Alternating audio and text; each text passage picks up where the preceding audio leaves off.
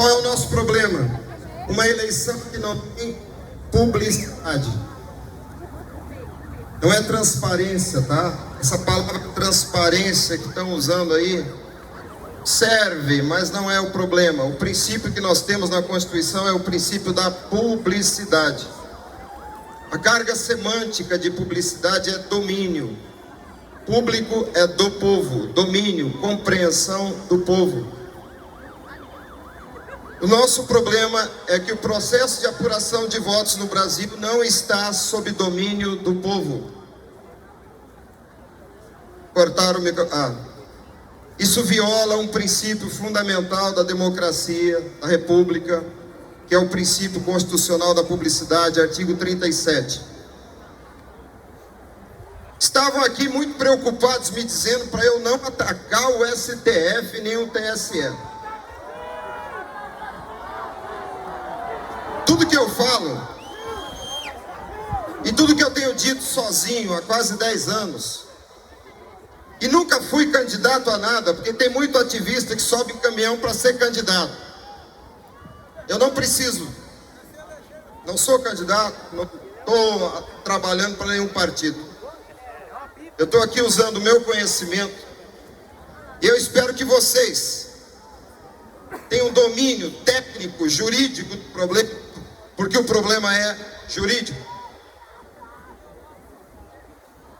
Nós temos que exigir respeito ao princípio da publicidade com a contagem pública do voto. Ela só é possível pela materialização do voto. A ferramenta é a cédula que está prevista no artigo 59 da Lei 950497. O Código Eleitoral autoriza a apuração dos votos na própria sessão eleitoral. E o fato de que os votos são contados na nuvem de uma empresa terceirizada. Uma nuvem é um recurso puramente digital. Quando terceirizaram, esse microfone está falhando muito, né? Uma nuvem é um ambiente digital. E a empresa contratada, embora tenha um CNPJ brasileiro, utiliza os recursos de uma empresa que está no estrangeiro, fora dos domínios da nação, fora da soberania nacional. Quando os ministros do Tribunal Superior Eleitoral, apoiados pelo STF, terceirizaram o equipamento eletrônico,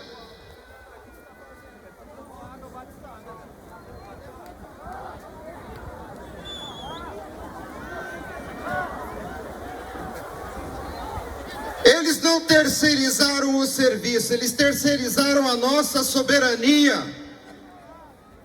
Porque a soberania do povo brasileiro é decidida em mecanismos digitais, operados por empresas contratadas para isso. A solução para isso está no artigo 145 do Código Penal Militar. A adulteração de documento relevante para a soberania nacional.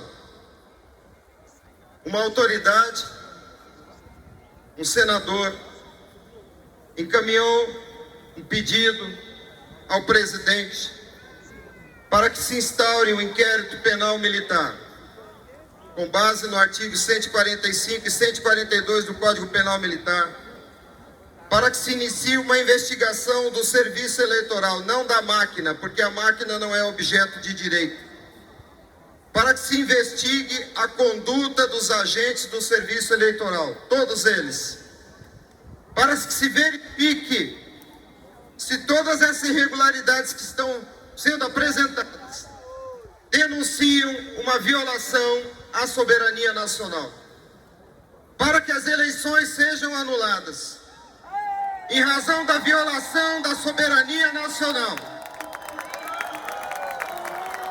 Já restabelecida a autoridade do povo sobre a eleição.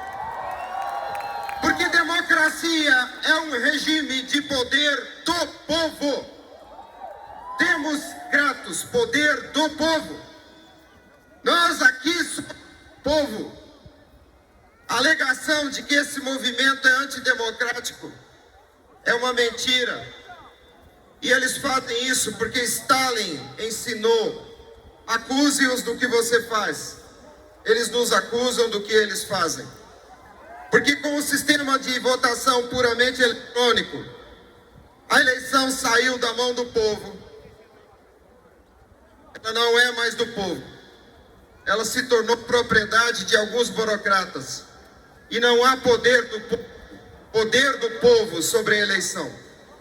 Eu sofri uma representação criminal no Ministério Público Federal, no inquérito das fake news e na Procuradoria-Geral do Estado de Mato Grosso do Sul, onde está a minha carreira pública. Porque eu disse numa entrevista: não foi o povo brasileiro que elegeu Lula. Foi o serviço eleitoral. E eu quero explicar. O princípio da publicidade implica em poder do povo sobre o processo de apuração e contagem dos votos. Stalin disse: não importa quem vota, importa quem conta. E no Brasil, desde 96, não são vocês, o povo, que conta o voto. Não são vocês que fiscalizam a contagem do voto. Portanto, quem conta define o vencedor. E se não é o povo que conta, não é o povo que define o vencedor. Portanto, não foram vocês que escolheram Lula, porque não foram vocês que contaram os votos. Não foi o povo que fiscalizou a contagem do voto. É preciso que se restabeleça o poder do povo sobre a contagem do voto. Esse é o motivo pelo qual a Corte Constitucional da Alemanha recusou o sistema de urna de primeira geração. Na urna de terceira geração, o voto tem existência material. Para que o cidadão, que é o primeiro e único verdadeiro fiscal do voto, ao exercer secretamente o ato de votar, tenha a certeza de que a sua vontade está exteriorizada através do voto e que ele permanecerá assim no momento do exame público em respeito ao princípio da publicidade.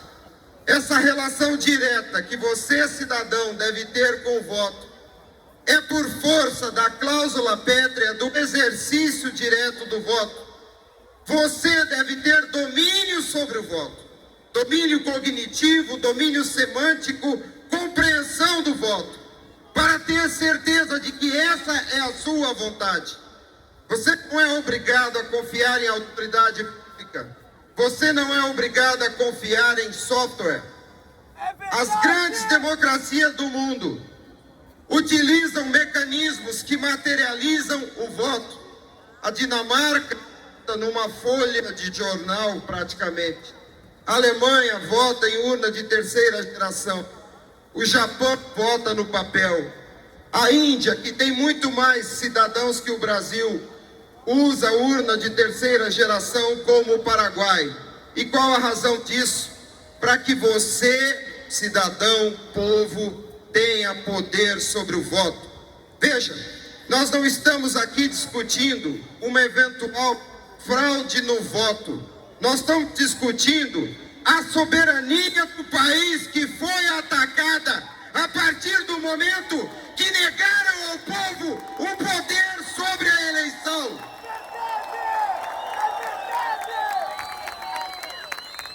Quem tem poder, função institucional dentro da Constituição, conforme previsto no artigo 142, são as Forças Armadas, que têm a vocação constitucional de restabelecer a ordem dos princípios democráticos.